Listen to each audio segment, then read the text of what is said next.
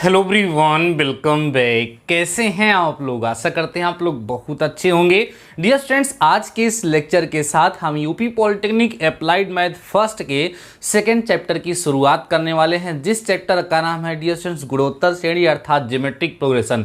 Dear students, इसके पहले आपके सिलेबस का जो फर्स्ट चैप्टर था जिसका नाम था समांतर श्रेणी अर्थात अरिथमेटिक प्रोग्रेशन, उसको कंप्लीट तरीके से मैंने आप लोगों को पढ़ा दिया है। आशा करते हैं कि आप लोगों ने प्रीवियस सभी के सभी लेक्चर्स को जरूर से जरूर देख लिया होगा। नहीं देखा होगा तो आज के इसी लेक्चर के डिस्क्रिप्शन में मैं उस प्लेलिस्ट का लिंक दे दूंगा। प्रीवियस सारे लेक्चर को देख करके आप समांतर श्रेणी को तैयार कर लीजिए, जिससे हम उसका टेस्ट ले सके और आपकी अच्छे से प्रिपरेशन हो सके। आइए डियर स्टूडेंट्स, आज के इस लेक्चर को कंटिन्यू करते हैं। आज का हमारा जो टॉपिक है डियर स्टूडेंट्स, का नाम है गुणोत्तर श्रेणी ज्योमेट्रिक प्रोग्रेशन।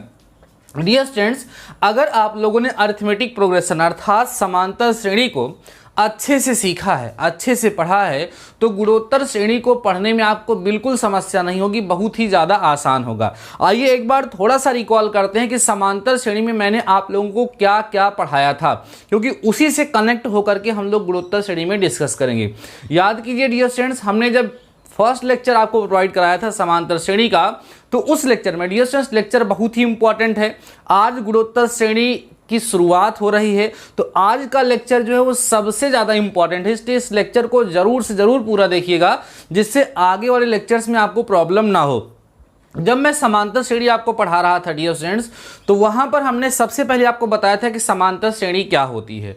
उस डेफिनेशन में दो इंपॉर्टेंट टॉपिक निकल करके आए थे, दो इंपॉर्टेंट टर्म्स निकल करके आए थे।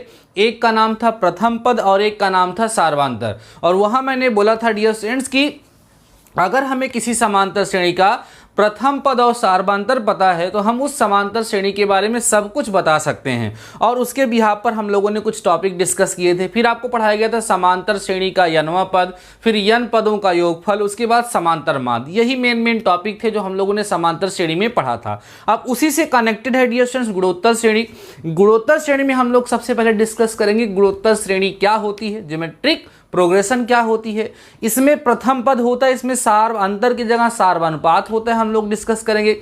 फिर हम लोग ये देखेंगे गुणोत्तर श्रेणी का यनवा पद। अब यनवा पद का क्या मतलब होता है, यंथ टर्म का क्या मतलब होता है, ये ऑलरेडी आपको समांतर श्रेणी में सिखा चुका हूं, तो यहां उस पर ज्यादा टाइम नहीं लगेगा। फिर हम लोग गुणोत्तर श्रेणी के यन पदों का योगफल, गुणोत्तर श्रेणी का यनवा पद, गुणोत्तर श्रेणी के अनंत पदों का योगफल, उसके बाद फिर हम लोग गुणोत्तर माध्य पढ़ लेंगे, तो हमारा ये चैप्टर भी अच्छे से कंप्लीट हो जाएगा। तो आइए dear students, first of all हम समझते हैं कि भैया ये गुणोत्तर श्रेणी क्या होती है। गुणोत्तर श्रेणी, ठीक है, आराम से समझिएगा डियर स्टूडेंट्स। गुणोत्तर श्रेणी जिसको हम लोग बोलते हैं ज्योमेट्रिक मीन, जिसको डियर स्टूडेंट्स शार्ट में अगर हम बोलें तो इसको शार्ट में जीएम से रिप्रेजेंट किया जाएगा, ठीक है। गुणोत्तर जीपी है, जीएम तो ज्योमेट्रिक मीन हो जाएगा, जीपी का मतलब ज्योमेट्रिक प्रोग्रेशन। देखो डियर स्टूडेंट्स, समांतर श्रेणी आपको बताया था कि ऐसी श्रेणी जो एक निश्चित अंतर पर प्रोग्रेस करती है, या ऐसी श्रेणी जिसके किसी भी पद में से उसके पहले वाला पद माइनस करने पर, घटाने पर हमें एक निश्चित अंतर प्राप्त होता है, इस प्रकार की श्रेणी को हम लोग समांतर श्रेणी कहते हैं। अब गुणोत्तर श्रेणी में क्या होता है, कहते हैं गुणोत्तर श्रेणी एक ऐसी श्रेणी होती है जिसके किसी भी पद को उसके पहले वाले पद से भाग देने पर, देखो ध्यान से डियर स्टूडेंट्स, वहां पर आपको अंतर निकालना था, अंतर प्राप्त होता था, यहां पर जो है अनुपात प्राप्त होगा, ध्यान रखिएगा, यहां पर डिफरेंस मिलता था। ध्यान समझिए सभी लोग, वहाँ उसमें क्या था डियर स्टूडेंट्स, डिफरेंस पे हम लोग बात करते थे। यहाँ हम जो बात करेंगे वो रेशियो पर बात करेंगे। किसका रेशियो, किसी भी टर्म को उसके पहले टर्म से डिवाइड करने पर रेशियो मिलेगा। वहाँ पर इस डिफरेंस को डियर स्टूडेंट्स हम लोग क्या बोला करते थे, कॉमन डिफरेंस बोला करते थे, जिसको हमने किससे दिखाया था, डी से, जिसको हम लोग सार्वांतर कहते थे। अब यहाँ रेशियो है डियर स्टूडेंट्स, इसको हम लोग बोलेंगे कॉमन रेशियो। क्या बोलेंगे, कॉमन रेशियो बोलेंगे, जिसको हम यहाँ स्मॉल आर से डिनोट करेंगे। इसको अगर हिंदी में बोले तो इसको हिंदी में डियर स्टूडेंट्स हम लोग क्या कहेंगे, सार्व अनुपात अर्थात कॉमन रेशियो कहेंगे। समझ में आई बातें? तो वहां पर क्या होता था, किसी भी पद में से उसके पहले वाला पद घटाने पर एक अंतर प्राप्त होता था, इसलिए वो समांतर श्रेणी होती थी। यहाँ पर किसी भी पद को उसके पहले वाले पद से भाग देने पर एक निश्चित अनुपात प्राप्त होता है, इसलिए इस प्रकार की श्रेणी को बच्चों गुणोत्तर श्रेणी कहा जाता है। जहां से श्रेणी शुरू होगी वो श्रेणी का पहला पद होता है, और जो अनुपात होता है फिक्स अनुपात, मतलब दूसरे पद को पहले से डिवाइड करोगे एक फिक्स अनुपात मिलेगा, तीसरे को दूसरे से डिवाइड करोगे तब भी एक, वहां सब्ट्रैक्ट करते थे यहाँ डिवाइड करेंगे, तो वही अनुपात को ही सारबंध अनुपात के नाम से जाना जाता है। ठीक है, एग्जाम्पल देखिए, अगर डेफिनेशन की बात करें तो आपके पास बुक होगी या मैंने जो बताया उसके अकॉर्डिंग आप डेफिनेशन लिख सकते हैं। गुणोत्तर श्रेणी एक ऐसी श्रेणी होती है जिसके किसी भी पद को उसके पहले वाले पद से भाग देने पर एक निश्चित अंतर प्राप्त होता है, एक निश्चित समांतर श्रेणी बोल रहा था। समांतर श्रेणी एक ऐसी श्रेणी होती है जिसके किसी पद से उसके पहले वाला पद घटाने पर एक निश्चित अंतर प्राप्त होगा, तो समांतर श्रेणी होगी। गुणोत्तर श्रेणी में क्या होगी? गुणोत्तर श्रेणी एक ऐसी श्रेणी है जिसकी किसी भी पद को उसके पहले वाले पद से भाग देने पर एक निश्चित अनुपात प्राप्त होता है। इस प्रकार की श्रेणी को हम गुणोत्तर श्रेणी कहते हैं। जहां से श्रेणी शुरू होगी वो श्रेणी का प्रथम पद होगा, और जो निश्चित अनुपात होगा उस निश्चित अनुपात को, उस निश्चित रेशियो को, उस फिक्स रेशियो को कॉमन रेशियो या सार्वनुपात के नाम से जानते हैं। आइए एग्जाम्पल देखते हैं। जैसे डियर स्टूडेंट्स 2 हो गया, एक एग्जाम्पल दीजिए, 2 हो गया, 4 है, 8 है, 16 है एंड डॉट डॉट डॉट। ठीक है, या मान लीजिए जैसे 32, इतना ही कर लीजिए। अब ये आपके पास एक सीरीज है।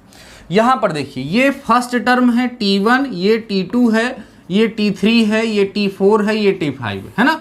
अब अगर हम यहाँ पर क्या करें, ध्यान दो, T2 अपान T1 करें तो 4 अपान 2 आएगा जिसकी वैल्यू 2 होगी। ऐसे ही अगर हम T3 अपान T2 करें तो 8 अपान 4 जिसका मतलब 2 आएगा। ऐसे ही T4 अपान T3 करें तो आपका जो है 16 अपान 8 का मतलब कितना आएगा, 2 आएगा। ऐसे T5 बाई T4 करें तो आप देखेंगे 32 अपान 16 का मतलब क्या आएगा, 2। तो यहाँ पर देखो किसी भी टर्म को, किसी भी पद को जब उसके पहले वाले पद से हम भाग दे रहे हैं तो हमें एक निश्चित अनुपात प्राप्त हो रहा है। इसलिए जो लिखी है डियर स्टूडेंट्स, ये कहाँ है, यहाँ लिख सकते हैं R in GP। ये किस श्रेणी में है, गुणोत्तर श्रेणी में है, ज्योमेट्रिक प्रोग्रेशन में है। क्लियर हो गई बातें। तो जहां अब ये जो 2 है, ये जो निश्चित अनुपात होगा उसको हम लोग क्या बोलते हैं डियर स्टूडेंट्स, निश्चित अनुपात को हम लोग क्या बोलते हैं, सार्वनुपात। ठीक है, इस निश्चित अनुपात को इंग्लिश में इसको हम क्या बोलेंगे, कॉमन रेशियो जो है इसको हम लोग क्या बोलेंगे डियर स्टूडेंट्स, सार्व अनुपात के नाम से जानते हैं, जिसको हम लोग इंग्लिश में बोलते हैं कॉमन रेशियो, जिसको हम लोग स्मॉल r से डिनोट करते हैं। बात समझ में आ गई होगी। गुणोत्तर श्रेणी एक ऐसी श्रेणी होती है जिसकी किसी भी पद को उसके पहले वाले पद से भाग देने पर एक निश्चित अनुपात प्राप्त होता है। इस प्रकार की श्रेणी को हम गुणोत्तर श्रेणी कहते हैं। श्रेणी जहां से प्रारंभ होगी वो श्रेणी का प्रथम पद होता है। जो निश्चित अनुपात चलता है उस निश्चित अनुपात को हम सार्वनुपात या कॉमन रेशियो कहते हैं। उस कॉमन रेशियो को स्मॉल r से डिनोट किया जाता है। क्लियर हो गई बातें। अब आपको याद होगा तो इसके बाद आपको समांतर श्रेणी का व्यापक पद पढ़ाया गया था, वैसे ही हम लोग यहाँ पढ़ेंगे गुणोत्तर श्रेणी का व्यापक पद। आइए समझिए गुणोत्तर श्रेणी का व्यापक पद क्या होता है। उसके पहले एक नोट पॉइंट ध्यान रखिएगा डियर स्टूडेंट्स। नोट पॉइंट क्या है, अगर आपसे कह दिया जाएगा if T1, T2, T3 dot dot dot, suppose करिए Tn है ना, ऐसे आपको मान लीजिए दिया गया है, और आपसे कह दिया R in GP मीन्स कहाँ है, गुणोत्तर श्रेणी में। हमेशा ये ध्यान रखिएगा इसका यूज करके छोटे छोटे क्वेश्चन पूछे जाते हैं। ऐसे कई सारे टर्म्स दिए हों और बताया जाए कि ये कहाँ है, जीपी में है, तो आप कहोगे देन यहाँ क्या होगा डियर स्टूडेंट्स कि ये जो T2 अपान T1 होगा ये T3 अपान T2 के इक्वल होगा, ये T4 अपान T3 के इक्वल होगा। ऐसे डॉट डॉट डॉट करते हुए Tn अपान Tn माइनस n के इक्वल होगा। और ये जितना भी रेशियो होगा ये हमेशा एक फिक्स नंबर आएगा R, जिसको हम लोग क्या बोलेंगे, कॉमन रेशियो बोलेंगे। अगर जीपी में है तो किसी भी टर्म को उसके पहले वाले टर्म से डिवाइड करेंगे तो हमेशा एक फिक्स रेशियो मिलेगा। देखिए एक छोटा सा क्वेश्चन आपको समझाते हैं। इसी के बिहाफ पर आपसे एक प्यारा सा 1 नंबर में क्वेश्चन पूछा जा सकता है। देखिए यहाँ पे बोल देगा इफ 8 कामा के कामा, ठीक है, 32 आर इन जीपी कहाँ है, गुणोत्तर श्रेणी में है, देन फाइंड द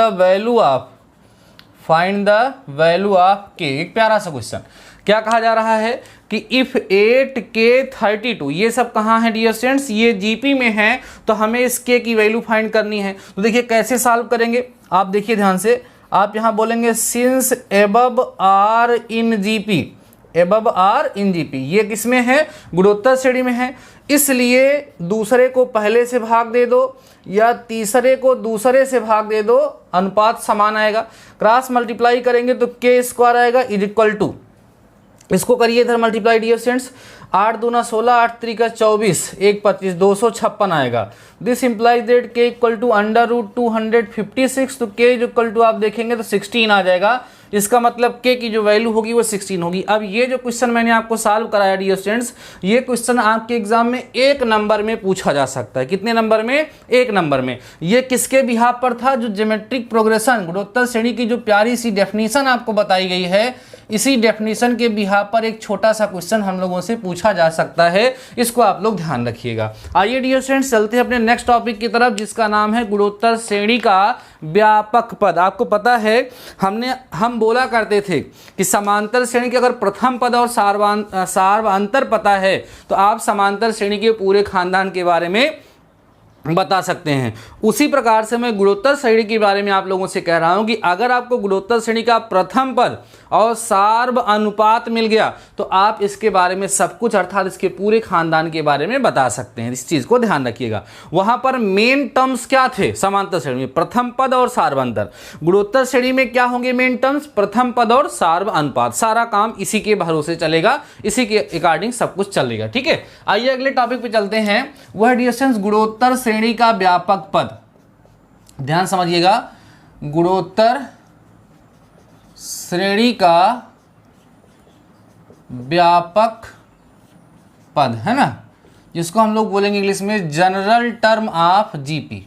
समझते चलिएगा, बहुत ही जबरदस्त लेक्चर है। General term of geometric progression. ठीक, ज्योमेट्रिक प्रोग्रेशन का व्यापक पद क्या होता है, याद करिए। समांतर श्रेणी का व्यापक पद आपको सिखाया गया था। समांतर श्रेणी का व्यापक पद होता है a plus D, a plus 2d, a plus 3d, a plus 4d and dot dot dot. उसी प्रकार से गुणोत्तर श्रेणी का व्यापक पद क्या होगा, देखो ध्यान से। यदि गुणोत्तर श्रेणी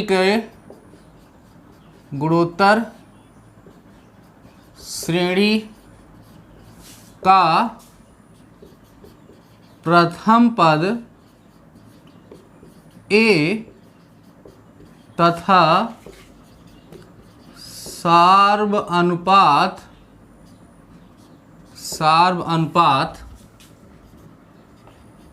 r हो तो इसका व्यापक पद, ध्यान देना डियर स्टूडेंट, इसका व्यापक पद किसका, इस जीपी का व्यापक पद क्या होगा समझिए। इसका व्यापक पद होगा dear students a r square, a r cube and dot dot dot, यही इसका व्यापक पद होता है। अब देखो इसके बिहाफ पर कैसे क्वेश्चन आप लोगों से पूछा जा सकता है, देखिए ध्यान से। इसके बिहाफ पर कैसे, जैसे कहा जाए क्वेश्चन, किसी जीपी का प्रथम पद 1 तथा सार्व अनुपात 1/2 हो तो, ठीक, जीपी ज्ञात कीजिए। ध्यान दीजिए डियर स्टूडेंट्स, हमें क्या ज्ञात करना है, जीपी। एक छोटा सा क्वेश्चन करा रहे हैं इसके बिहाफ पर, ठीक। क्या है, किसी जीपी का प्रथम पद 1 तथा सार्व अनुपात 1/2 हो तो आपको क्या बनाना है, जीपी, गुणोत्तर श्रेणी बनानी है। तो आप देखिए ध्यान से, हियर आप जब इसको सॉल्व करेंगे, कैसे सॉल्व करेंगे, प्रथम पद और सार्वानुपात पता है, आप यहाँ बोलेंगे हियर मीन्स यहाँ a की वैल्यू 1 है, r की वैल्यू 1/2 है। देयरफॉर जो हमारी जीपी बनेगी वो क्या बनेगी, ए r square, a r cube and dot dot dot. अब a की वैल्यू कितनी हो गई 1, तो 1 × 1/2 कामा 1 × 1/2 का स्क्वायर कामा यहाँ 1 इंटू 1/2 की power 3 and dot dot dot. अब ये होगा 1, ये होगा 1/2, यहाँ होगा 1/4, यहाँ होगा 1/8 एंड सो ऑन। ये क्या हो जाएगी डियर स्टूडेंट्स, जीपी बन जाएगी।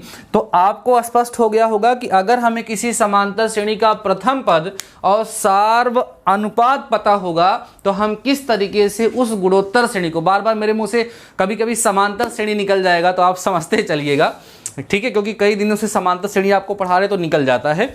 तो गुणोत्तर श्रेणी के बारे में इतनी चीज़ें मैंने आपके साथ डिस्कस की, अभी ये आपको क्लियर हो गई होंगी गुणोत्तर श्रेणी क्या होता है, एग्जाम्पल के माध्यम से स्पष्ट किया। इसकी डेफिनेशन का यूज़ करके कैसे क्वेश्चन आप लोगों से पूछा जा सकता है ये मैंने डिस्कस किया। फिर गुणोत्तर श्रेणी का व्यापक पद क्या होता है वो डिस्कस किया, और इस व्यापक पद के आधार पर आप लोगों से किस तरह का क्वेश्चन पूछा जा सकता है यह हमने आप लोगों के साथ डिस्कस किया। इसको आप फटाफट से नोट करिए डियर स्टूडेंट्स। देन हम लोग चलते हैं अपने नेक्स्ट टॉपिक की तरफ, जिसका नाम है डियर स्टूडेंट्स गुणोत्तर श्रेणी का n वां पद। ठीक है, अभी हम लोग डिस्कस करेंगे गुणोत्तर श्रेणी का n वां पद क्या होता है, और उसके बिहाफ पर कुछ एग्जाम्पल हम लोग डिस्कस करेंगे कि इस फार्मूले के ही बिहाफ पर किस तरह के क्वेश्चंस हम लोगों से पूछे जाते हैं। उसके बाद डियर स्टूडेंट्स गुणोत्तर श्रेणी के कुछ गुणधर्म होते हैं, ठीक है, गुणोत्तर श्रेणी की कुछ प्रॉपर्टीज होती हैं, उनको हम लोग डिस्कस करेंगे। देन एक्सरसाइज पे हम लोग पढ़ेंगे। ठीक है, आइए समझते हैं कि गुणोत्तर श्रेणी का n वां पद क्या होता है। ठीक है, ध्यान देना डियर स्टूडेंट्स, टॉपिक है गुणोत्तर श्रेणी का n वां पद। गुणोत्तर श्रेणी का n वां पद, ठीक है, जिसको हम बोलेंगे nth term of GP, nth term of GP. अच्छा, nth टर्म का मतलब क्या होता है? nth टर्म का मतलब मैंने आपको बताया था ऐसा फार्मूला जिसकी हेल्प से हम किसी भी जीपी का कोई भी पद ज्ञात कर सकें। आपको याद होगा कि समांतर श्रेणी का n वां पद सिखाया गया था Tn = a + n - 1 × d, याद है आप लोगों को? ऐसे ही डियर स्टूडेंट्स गुणोत्तर श्रेणी के लिए Tn = ar⁴ होगा n वां पद। आइए हम लोग समझते हैं कि ये Tn = ar⁴ होगा कैसे। देखिए ध्यान से, चूंकि ध्यान दो, चूंकि सिंस हम जानते हैं कि, आइए समझते हैं क्या जानते हैं, हम जानते हैं कि जीपी का व्यापक पद क्या होता है भाई? ar² ar³ and dot dot dot, यही होता है डियर स्टूडेंट्स, होता है। या एक पद और लिख लीजिए ar⁴ एंड सो ऑन, ये जीपी का क्या होता है? व्यापक पद होता है। अब आइए थोड़ा समझिए, इसी को ध्यान से समझिए, कुछ चेंज करेंगे। ये जो a लिखा हुआ डियर स्टूडेंट्स, इसको ar⁴ लिख सकते हैं, इसको ar⁴ इसको ar⁴ इसको ar⁴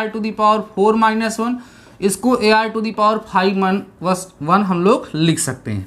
देखिए हो क्या रहा है, जब पहले पद की, दूसरे, तीसरे, चौथे, पांचवें किसी पद की बात हो रही है तो उन सब में डियर स्टूडेंट्स क्या है? देखो a है, सब में a है, ये तो कॉमन है। लेकिन r जो है, जब फर्स्ट टर्म की बात हो रही है तो 1 - 1, सेकेंड टर्म की बात हो रही है तो 2 - 1, थर्ड टर्म की बात हो रही है 3 - 1, फोर्थ टर्म की बात हो रही है 4 - 1। इसी तरीके से उपरोक्त से स्पष्ट है, आप यहाँ लिख सकते हैं from above it is clear. क्या क्लियर हो रहा है भाई? देखिए, इट इज क्लियर दैट कि Tn = या ऐसे बोल दीजिए कि n वां पद जो होगा किसका? इस जीपी का n वां पद ar⁴ होगा। इसको हम Tn से रिप्रेजेंट करेंगे और ar⁴ ये फार्मूला हो जाएगा। तो इस चीज़ को अपने दिमाग में बैठा लीजिए, सबसे ज़्यादा यूज होने फार्मूला है कि किसी गुणोत्तर श्रेणी का जो n वां पद होता है वो होता है Tn = ar⁴ अब आइए देखते हैं कि इस n वें पद के बिहाफ पर हम लोगों से किस तरह का क्वेश्चन पूछा जाता है। आइए एक एग्जाम्पल लेते हैं, उस एग्जाम्पल के माध्यम से इस कंसेप्ट को डियर स्टूडेंट्स हम लोग और अच्छे से क्लियर करते हैं। क्वेश्चन देखिएगा, कह रहा है कि श्रेणी देखिए क्या है, कह रहे हैं एक श्रेणी है जो कि है 9 है, 3 है, उसके बाद फिर कह रहा है डियर स्टूडेंट्स 1/3 है, डॉट डॉट डॉट का 10वां पद ज्ञात करने के लिए बोल रहे हैं। कौन सा पद डियर स्टूडेंट्स? 10वां पद, ठीक है, का 10वां पद ज्ञात करो या कीजिए। अब देखो 10वां पद ज्ञात करने के लिए यही 90वें पद वाला फार्मूला ही लगेगा। अब आप ध्यान से समझिए, यहाँ पर डियर स्टूडेंट्स हम देख पा रहे हैं कि श्रेणी का प्रथम पद जो है वो 9 है, सारवनुपात इसको इससे डिवाइड करोगे तो 1 बाई कितना आएगा 1/3। देखो इसमें थोड़ा सा मिस्टेक मुझे लग रहा है, बीच में एक टर्म छूट रहा है बच्चों, यहाँ 1 होगा तब 1/3 होगा, तब जाकर के जीपी बनेगी, नहीं तो जीपी बनेगी ही नहीं। 3 को भाग दोगे तो 1 फिर आएगा 1/3, तो आर की वैल्यू यहाँ पर 1/3 होगी। ठीक है, नाउ अब आपको फार्मूला पता है dear students, Tn equal to AR⁻n-1 होता है ना। अब हमें कौन सा पद निकालना है 10वां, तो T10 इक्वल टू AR⁻10-1, तो T10 जो होगा वो AR⁹ हो जाएगा। अब A की जो वैल्यू है वो 9 हो गई और R की जो वैल्यू है डियर स्टूडेंट्स 1/3 हो गई। अब आप ध्यान दो, जब इसको आप लोग सॉल्व करेंगे तो क्या मिलेगा, इधर कर देता हूँ या इधर देख लीजिए, यहाँ कर देता हूँ। इस 9 को 3⁻2 लिख सकते हैं और इसको 1/3⁹, ये कैंसिल हो जाएगा पूरा, यहाँ 3⁻7, तो 1/3⁻7 ये आंसर होगा। या जब इसको डियर स्टूडेंट्स आप कैलकुलेट कर देंगे तो 1/2187, ये डियर स्टूडेंट्स क्या आ जाएगा आंसर। तो आप समझ गए होंगे कि इस फार्मूले का हम प्रॉपर तरीके से यूज कैसे करेंगे। बाकी समांतर श्रेणी में इस तरह के फार्मूले का यूज आप लोगों ने किया है, समांतर श्रेणी का n वां पद निकालना आप लोगों ने सीखा है, तो उसी तरह के क्वेश्चंस डियर स्टूडेंट्स यहाँ पर भी हम लोगों के साथ डिस्कस किए जाएंगे, हम लोगों से पूछे जाएंगे, इस चीज़ को आप लोग ध्यान रखिएगा। ठीक है, क्लियर हो गया। आइए आगे बढ़ते हैं। अगला टॉपिक है डियर स्टूडेंट्स गुणोत्तर श्रेणी के विशेष गुण। गुणोत्तर श्रेणी के विशेष गुण इंपॉर्टेंट टॉपिक है, ध्यान से समझिएगा। गुणोत्तर श्रेणी के विशेष गुण, ठीक, जिसको हम बोलेंगे specific properties, specific properties of GP. गुणोत्तर श्रेणी के जो विशेष गुण हैं इनका यूज करते हुए भी डियर स्टूडेंट्स हम लोगों से क्वेश्चन पूछा जाता है। तो ध्यान रखिएगा, इसमें मेनली जो आपको समझना है डियर स्टूडेंट्स वो यही समझना है कि अगर हम लोग किसी गुणोत्तर श्रेणी में 3 पदों की संख्या मानते हैं तो क्या मानते हैं, 4 पद अगर हमें मानने होंगे तो हम क्या मानेंगे, 5 पद अगर हमें मानने होंगे तो हम क्या मानेंगे, यही विशेष रूप से हमें जानना होता है। पहला, गुणोत्तर श्रेणी में ऐसे 60 में लिखते हैं, अगर हमें 3 पद हैं, 3 पद मानने हैं तो वो सदैव लिए जाएंगे A/R AR, ये हमें हमेशा लेट करना होगा। दूसरा डियर स्टूडेंट्स, अगर हमें 4 पद 4 टर्म्स है ना, अगर हमें कहीं पर भी 4 टर्म्स 4 पद मानने की आवश्यकता पड़ेगी तो हम मानेंगे A/R3 A/R AR और AR3, ये हम लोग मानेंगे। ठीक है, ये हम लोग मानेंगे जब हमें 4 पद मानने की आवश्यकता होगी। अगला डियर स्टूडेंट्स, अगर हमें गुणोत्तर श्रेणी में 5 पद मीन्स 5 टर्म्स अगर हमें लेट करने की आवश्यकता पड़ेगी तो हम लोग ले लेंगे A/R² A/R AR और AR², ये हम लोग वहाँ पर लेट कर लेंगे। इस चीज़ को आप लोग ध्यान रखिएगा, ये विशेष इसकी प्रॉपर्टी है जिसका यूज़ करते हम लोग क्वेश्चन को सॉल्व करते समय। ठीक, क्लियर हो गई बातें, सब कुछ आप लोगों को समझ में आ गया होगा। डियर स्टूडेंट्स, ये क्वेश्चन अभी जो मैंने आपको एग्जाम्पल के रूप में सॉल्व कराया है, आपको हम बता दें कि ये dear students BTE board of technical education UP की तरफ से इतनी बार पूछा जा चुका है। 2010 में, 2012 में, 2014 में 3 बार ये क्वेश्चन एग्जाम में पूछा जा चुका है। सोचो कितना आसान सा क्वेश्चन था जो डियर स्टूडेंट्स आप लोगों के द्वारा पूछा जा चुका है। ठीक है, आइए समझिए, इसको मैं इरेज करता हूं। तो डियर स्टूडेंट्स, आपके गुणोत्तर श्रेणी में जो फर्स्ट एक्सरसाइज है, फर्स्ट एक्सरसाइज में जितने भी फार्मूले यूज होने वाले हैं, जितने भी कंसेप्ट यूज होने वाले हैं, वो सब हमने आप लोगों के साथ बहुत ही बेहतरीन तरीके से डिस्कस कर दिया है। इस लेक्चर का अगर हम कंक्लूजन निकालें तो इस कंप्लीट लेक्चर के माध्यम से हमने क्या क्या सीखा है, आइए एक बार समझ लेते हैं, उनको हम रिकॉल कर लेते हैं, जिससे हमें एक्सरसाइज को सॉल्व करने में कोई प्रॉब्लम ना हो। कंक्लूजन या आप कह सकते हैं कि रिजल्ट क्या हमें मिला है इससे। ठीक है, आज के इस लेक्चर में जो कुछ भी हमने डिस्कस किया उससे हमें क्या क्या प्राप्त हुआ और उससे हम लोग किस तरीके से क्वेश्चन को फाइंड करें। अच्छा, एक बात और बच रही है, पहले उसको मैं आपको बता दूं। डियर स्टूडेंट्स, अभी हम लोगों ने गुणोत्तर श्रेणी का n वां पद पढ़ा। आपको याद होगा कि समांतर श्रेणी का n वां पद होता है और समांतर श्रेणी का अंत से भी n वां पद होता है। उसी प्रकार से डियर स्टूडेंट्स गुणोत्तर श्रेणी का भी अंत से n वां पद होता है। तो एक फार्मूला छूट रहा है, आइए इसको भी हम लोग डिराइव कर लेते हैं। गुणोत्तर श्रेणी का, ठीक है, गुणोत्तर श्रेणी का अंत से n वां पद, गुणोत्तर श्रेणी का अंत से n वां पद, nth term from last of GP, nth term from last of GP. आइए समझते हैं, इस फार्मूले का भी डेरिवेशन हम लोग कर लेते हैं। आइए समझिए, आप कहेंगे चूंकि जीपी का व्यापक पद, जीपी का व्यापक पद है ना, जिसको हम लोग क्या बोलते हैं, general term of GP. GP के अगर हम जनरल टर्म की बात करें तो वो क्या होता है, ए होगा, ए आर होगा, A R square and dot dot dot. अंतिम पद को यल से दिखाएंगे और देखो इधर से जब हम इस जीपी को लिख रहे हैं तो आर से मल्टीप्लाई हो रहा है। अगर हम इस जीपी को इधर से देखेंगे तो जाहिर सी बात है कि आर से यहाँ क्या होगा, डिवाइड। तो इसके जस्ट पहले एल अपान आर आएगा, इसके जस्ट पहले एल अपान आर स्क्वायर, इस तरीके से आएगा। अब देखिए ध्यान से, आप कहोगे चूंकि T N equal to formula होता है A R to the power N minus 1। अब यहाँ हम बात करें, अगर हम फार फ्रॉम लास्ट लिख दें, यहाँ पर फार फ्रॉम लास्ट, जब हम अंत से बात करेंगे तो हमारा जो प्रथम पद होगा वो एल हो जाएगा, क्योंकि अब हमारे लिए जीपी की जो शुरुआत होगी वो इधर से होगी। अभी तक हमारी इस जीपी का प्रथम पद ये था, अब ये हो जाएगा। और जो आर था बच्चों वो 1/r, क्योंकि इधर से आर से मल्टीप्लाई हो, इधर से डिवाइड हो जाएगा। तो यहाँ पर फार्मूला जो होगा वो A R to the power N minus 1 होता है। तो यहाँ से T N equal to A की जगह पे एल हो जाएगा और आर की जगह पे 1/r की पावर n माइनस 1 हो जाएगा।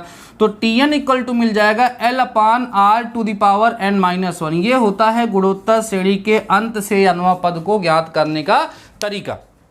गुणोत्तर श्रेणी का अंत से n वां पद फाइंड करने का जो फार्मूला होता है वो ये होता है। इस फार्मूले को भी डियर स्टूडेंट्स आप लोग नोट कर लीजिए। अब आइए हम लोग पहुंचते हैं कंक्लूजन पर और देखते हैं कि आज के इस लेक्चर में हम लोगों ने क्या क्या सीख लिया है। ये हमेशा ध्यान देना चाहिए डियर स्टूडेंट्स, आप ऑफलाइन क्लास कर रहे हों या ऑनलाइन क्लास कर रहे हों, हर एक क्लास में जो कुछ भी आपको सिखाया गया उसका कंक्लूजन करना कि हमने अभी क्या क्या सीखा, हमने यहाँ से कौन कौन से रिजल्ट फाइंड किए।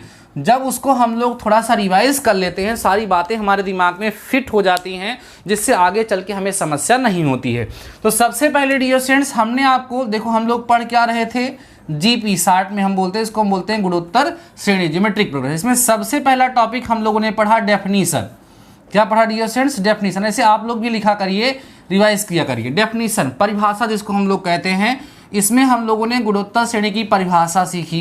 क्या सीखा हम लोग, हमने सीखा कि गुणोत्तर श्रेणी एक ऐसी श्रेणी होती है जिसके किसी भी पद को उसके पहले वाले पद से अगर हम डिवाइड करते हैं, भाग देते हैं, तो एक निश्चित अनुपात प्राप्त होता है, उसी को हम गुणोत्तर श्रेणी कहते हैं। उस निश्चित अनुपात को हम सार अनुपात, दो मेन टॉपिक यहाँ पर आए। एक आया, हमें यहाँ मिला प्रथम पद, जिसको हम फर्स्ट टर्म कहेंगे, जिसको हम ए से दिखाए। और दूसरा हम लोग ने सीखा डियर स्टूडेंट्स सार अनुपात, है ना, जिसको हम कॉमन रेशियो कहते हैं, और इसको हमने यहाँ पर आर से रिप्रेजेंट किया।